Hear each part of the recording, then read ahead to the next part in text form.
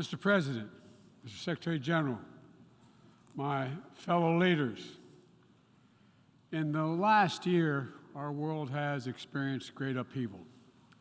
A growing crisis in food insecurity, record heat, floods, and droughts, COVID-19, inflation, and a brutal, needless war. A war chosen by one man, to be very blunt. Let us speak plainly. A permanent member of the United Nations Security Council invaded its neighbor, attempted to erase a sovereign state from the map. Russia has shamelessly violated the core tenets of the United Nations Charter. No more important than the clear prohibition against countries taking the territory of their neighbor by force. Again, just today, President Putin has made overt nuclear threats against Europe and a reckless disregard for the responsibilities of the non-proliferation regime. Now, Russia's calling up more soldiers to join the fight, and the Kremlin is organizing a sham referenda to try to annex parts of Ukraine, an extremely significant violation of the UN Charter. This world should see these outrageous acts for what they are. Putin claims he had to act because Russia was threatened. But no one threatened Russia, and no one other than Russia sought conflict. In fact, we warned it was coming, and with many of you we worked to try to avert it. Putin's own words make his true purpose unmistakable. Just before he invaded, Putin asserted, and I quote, "Ukraine was created by Russia and never had, quote, real statehood." And now we see attacks on schools, railway stations, hospitals, on centers of Ukrainian history and culture. In the past, even more horrifying evidence of Russia's atrocity and war crimes.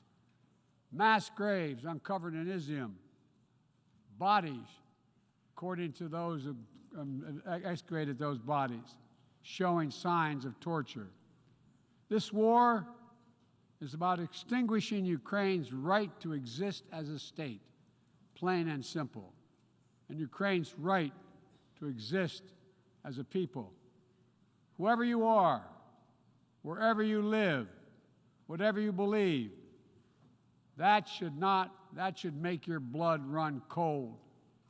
That's why 141 nations in the General Assembly came together and to unequivocally condemn Russia's war against Ukraine.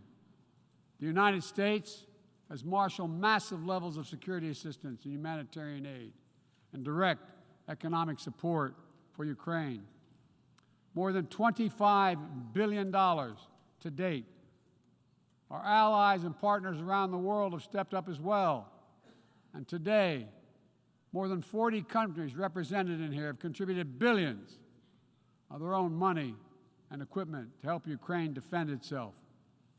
The United States is also working closely with our allies and partners to impose costs on Russia, to deter attacks against NATO territory, to hold Russia accountable for the atrocities and war crimes.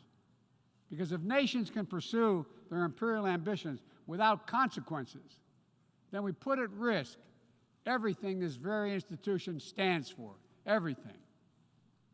Every victory won on the battlefield belongs to the courageous Ukrainian soldiers.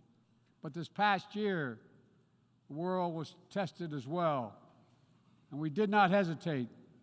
We chose liberty. We chose sovereignty. We chose principles to which every party to the United Nations Charter is beholding. We stood with Ukraine. Like you, the United States wants this war to end on just terms, on terms we all signed up for, that you cannot seize a nation's territory by force.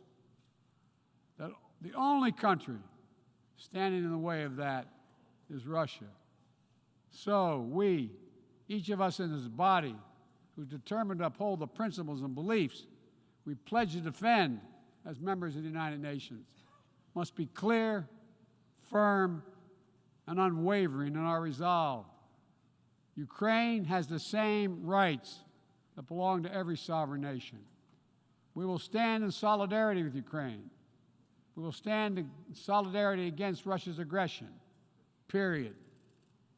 Now, it's no secret that in the contest between democracy and autocracy, the United States and I, as President, champion a vision for our world that's grounded in the values of democracy. The United States is determined to defend and strengthen democracy at home and around the world because I believe democracy remains humanity's greatest instrument to address the challenges of our time. We're working with the G7 and like-minded countries to prove democracies can deliver for their citizens, but also deliver for the rest of the world as well. But as we meet today, the UN Charter's very basis of a stable and just rule-based order is under attack by those who wish to tear it down or distort it for their own political advantage. And the United Nations Charter was not only signed by democracies of the world, it was negotiated among citizens, dozens of nations with vastly different histories and ideologies, united in their commitment to work for peace. As President Truman said in 1945, the UN Charter, and I quote, is proof that nations like men can state their differences, can face them, and then can find common ground on which to stand, end of quote. That common ground was so straightforward, so basic, that today 193 of you, 193 member states have willingly embraced its principles. And standing up for those principles for the UN Charter is the job of every responsible member state. I reject the use of violence and war to conquer nations or expand borders through bloodshed, to stand against global politics of fear and coercion, to defend the sovereign rights of smaller nations as equal to those of larger ones, to embrace basic principles like freedom of navigation, respect for international law, and arms control. No matter what else we may disagree on, that is the common ground upon which we must stand. If you're still committed to a strong foundation for the good of every nation around the world, then the United States wants to work with you. I also believe the time has come for this institution to become more inclusive so that it can better respond to the needs of today's world. Members of the UN Security Council, including the United States, should consistently uphold and defend the UN Charter and refrain from the use of the veto, except in rare, extraordinary situations, to ensure that the Council remains credible and effective. That is also why the United States supports increasing the number of both permanent and non-permanent representatives of the Council. This includes permanent seats for those nations we have long supported and permanent seats for countries in Africa, Latin America, and the Caribbean. The United States is committed to this vital work. In every region, we've pursued new, constructive ways to work with partners to advance shared interests, from elevating the Quad in the Indo-Pacific to signing the Los Angeles Declaration of Migration and Protection at the Summit of the Americas, to joining a historic meeting of 9 Arab leaders to work toward a more peaceful, integrated Middle East, to hosting the U.S.-Africa Leaders Summit in this December. As I said last year, the United States is opening an era of relentless diplomacy to address the challenges that matter most to people's lives, all people's lives. Tackling climate crisis, as the previous speaker spoke to, strengthening global health security, feeding the world. We made that priority, and 1 year later, we're keeping that promise. From the day I came to office, we've led with bold climate agenda. We rejoined the Paris Agreement, convened the major climate summits, helped deliver critical agreements on the COP26. We helped get 2/3 of the world's GDP on track to limit warming to 1.5 degrees Celsius. And now, I've signed a historic piece of legislation here in the United States that includes the biggest, most important climate commitment we have ever made in the history of our country, $369 billion toward climate change.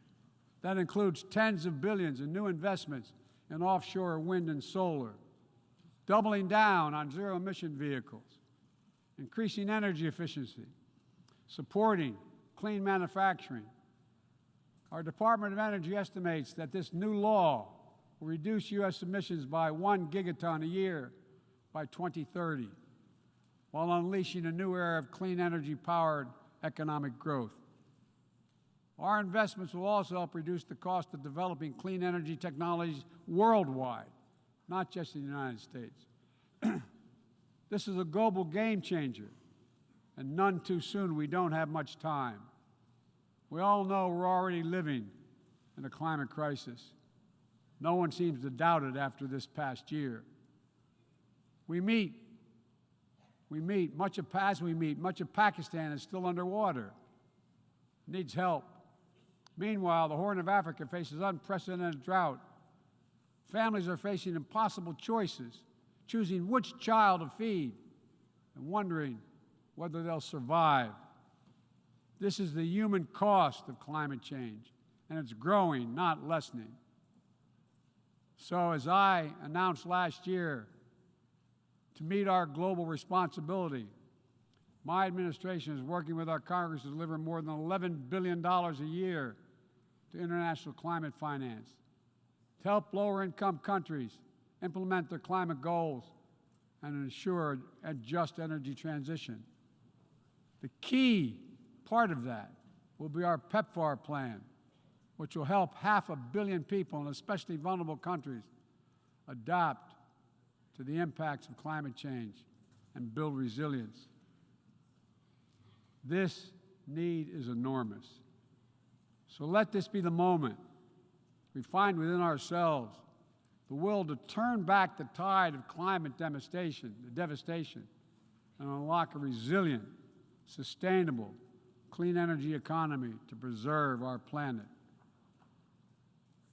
On global health, we've delivered more than 620 million doses of COVID-19 vaccine to 116 countries around the world, with more available to help meet countries' needs. All free of charge, no strings attached, and we're working closely with the G20 and other countries in the United States help lead the change to establish a groundbreaking new fund for pandemic prevention, preparedness, and response at the World Bank. At the same time, we've continued to advance the ball on enduring global health challenges. Later today, I'll host the 7th Replenishment Conference for the Global Fund to fight AIDS, tuberculosis, and malaria. With bipartisan support in our Congress, I have pledged to contribute up to $6 billion to that effort. So I look forward to welcoming a historic round of pledges at the conference, resulting in one of the largest global health fundraisers ever held in all history. We're also taking down the food crisis head on, with as many as 193 million people around the world experience acute food insecurity, a jump of 40 million in a year. Today I'm announcing another $2.9 billion in U.S. support for life-saving humanitarian and food security assistance for this year alone. Russia, in the meantime, is pumping out lies, trying to pin the blame for the crisis, the food crisis, on the sanctions imposed by many in the world for the aggression against Ukraine. So let me be perfectly clear about something. Our sanctions explicitly allow Russia the ability to export food and fertilizer. No limitation. It's Russia's war that is worsening food insecurity, and only Russia can end it. I'm grateful for the work here at the UN including your leadership, Mr. Secretary General, establishing a mechanism to export grain from Black Sea ports in Ukraine that Russia had blocked for months, and we need to make sure it's extended. We believe strongly in the need to feed the world. That's why the United States is the world's largest supporter of the World Food Program, with more than 40% of its budget. We're the leading support of the UNICEF efforts to feed children around the world. To take on a larger challenge of food insecurity, the United States introduced a call to action, a roadmap to eliminating global food insecurity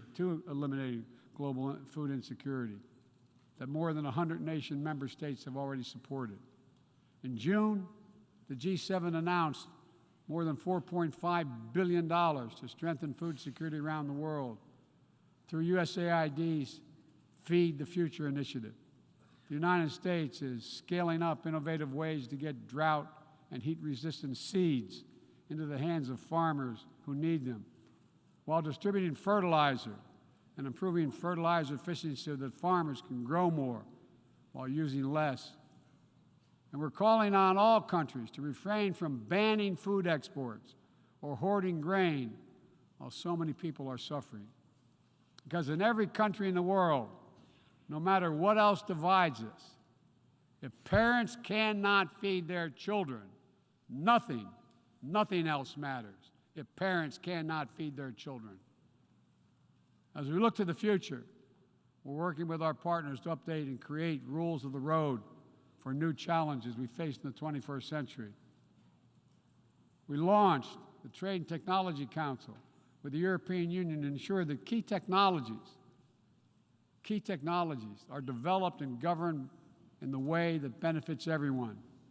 With our partner countries and through the UN, we're supporting and strengthening the norms of responsibility, responsible state behavior in cyberspace, and working to hold accountable those who use cyber attacks to threaten international peace and security. With partners in the Americas, Africa, Europe, and the Middle East, and the Indo-Pacific, we're working to build a new economic ecosystem where every nation gets a fair shot, and economic growth is resilient, sustainable, and shared. That's why the United States has championed a global minimum tax, and we will work to see it implemented so major corporations pay their fair share everywhere. It's also been the idea behind the Indo-Pacific Economic Framework, which the United States launched this year with 13 other Indo-Pacific economies. We're working with our partners in ASEAN and the Pacific Islands to support a vision for a critical Indo-Pacific region that is free and open, connected and prosperous, secure and resilient. Together with partners around the world, we're working to secure resilient supply chains that protect everyone from coercion or domination, and ensure that no country can use energy as a weapon. And as Russia's war riles the global economy, we're also calling on major global creditors, including the non-Paris Club countries, to transparently negotiate debt forgiveness for lower-income countries, to forestall broader economic and political crisis around the world. Instead of infrastructure projects that generated huge and large debt without delivering on the promised advantages, let's meet the enormous infrastructure needs around the world with transparent investments, high-standard projects that protect the rights of workers and the environment, keyed to the needs of the communities they serve, not to the contributor. That's why the United States, together with fellow G7 partners, launched a Partnership for Global Infrastructure and Investment. We intend to collectively mobilize $600 billion in investment through this partnership by 2027. Dozens of projects are already underway. Industrial-scale vaccine manufacturing in Senegal, transformative solar projects in Angola, first-of-its-kind small modular nuclear power plant in Romania. These are investments that are going to deliver returns not just for those countries, but for everyone. The United States will work with every nation, including our competitors, to solve global problems like climate change, Climate diplomacy is not a favor to the United States or any other nation, and walking away hurts the entire world. Let me be direct about the competition between the United States and China. As we manage shifting geopolitical trends, the United States will conduct itself as a reasonable leader. We do not seek conflict.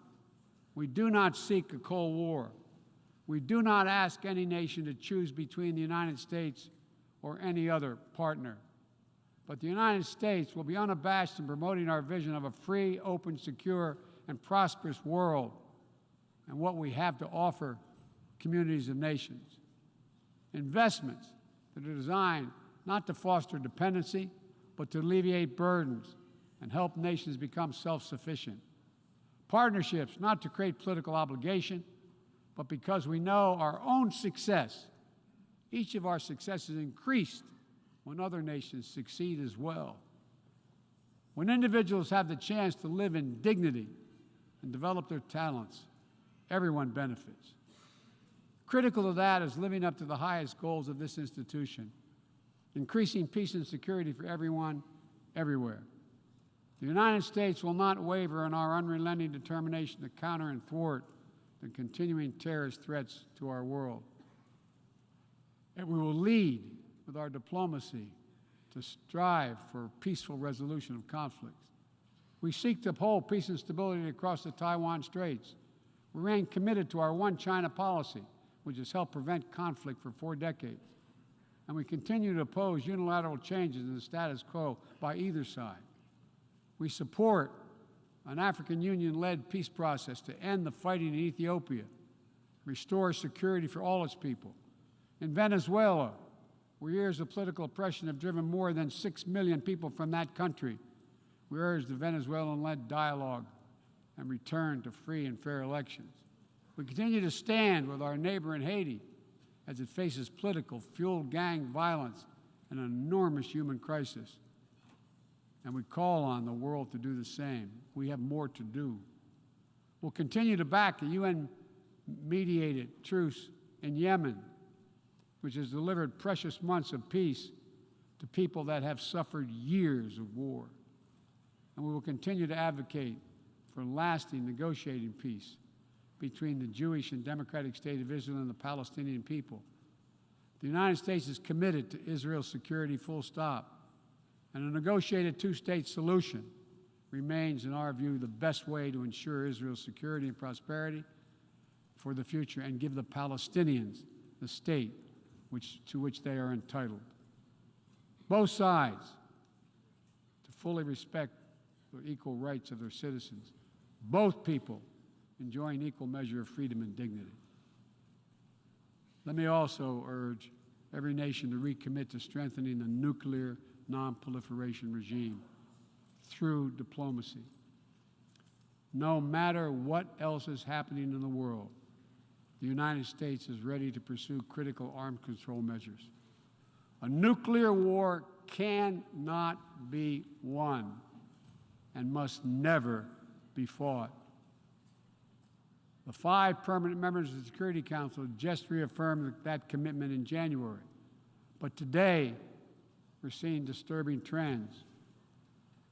Russia shunned the non-proliferation ideals embraced by every other nation at the 10th NPT Review Conference. And again today, as I said, they're making irresponsible nuclear threats to use nuclear weapons. China is conducting an unprecedented, concerning nuclear buildup without any transparency. Despite our efforts to begin serious and sustained diplomacy, the Democratic People's Republic of Korea continues to blatantly violate UN sanctions. And while the United States is prepared for a mutual return to the Joint Comprehensive Plan of Action if Iran steps up to its obligations, the United States is clear. We will not allow Iran to acquire a nuclear weapon. I continue to believe that diplomacy is the best way to achieve this outcome. The non-proliferation regime is one of the greatest successes of this institution. We cannot let the world now slide backwards, nor can we turn a blind eye to the erosion of human rights Perhaps singular among this body's achievements stands the Universal Declaration of Human Rights, which is the standard by which our forebears challenged us to measure ourselves. They made clear in 1948, human rights are the basis for all that we seek to achieve.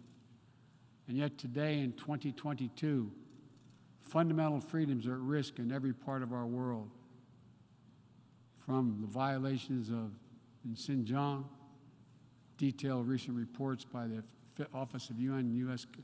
reports detailing by the U.S. High Commissioner, to the horrible abuses against pro-democracy activists and ethnic minorities by the military regime in Burma, to the increased repression of women and girls by the Taliban in Afghanistan. And today, we stand with the brave citizens and the brave women of Iran who right now are demonstrating to secure their basic rights.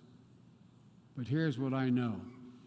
The future will be won by those countries that unleash the full potential of their populations, where women and girls can exercise equal rights, including basic reproductive rights, and contribute fully to building a stronger economies and more resilient societies, where religious and ethnic minorities can live their lives without harassment and contribute to the fabric of their communities, where the LGBTQ plus community, individuals, live and love freely without being targeted with violence, where citizens can question and criticize their leaders without fear of reprisal.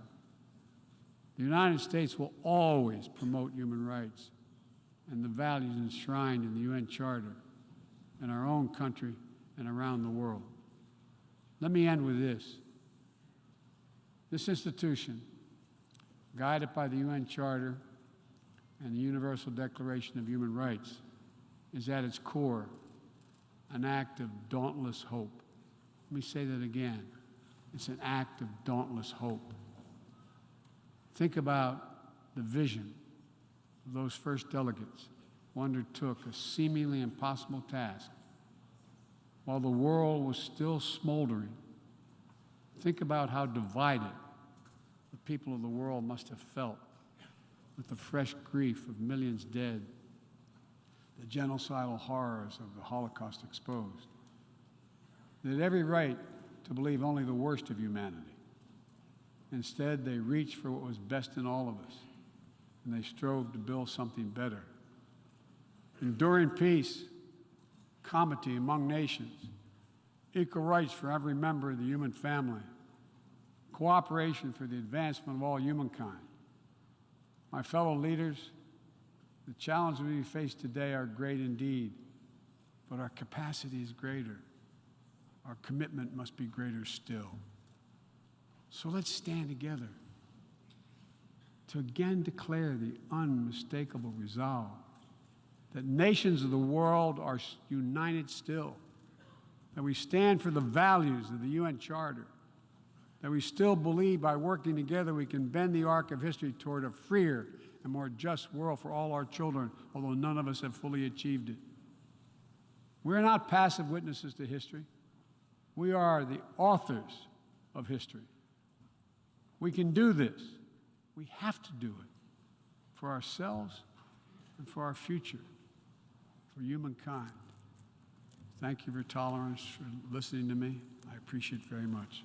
God bless you all. On behalf of the General Assembly, I wish to thank the President of the United States of America for the statement just made, and I request the protocol to escort His Excellency.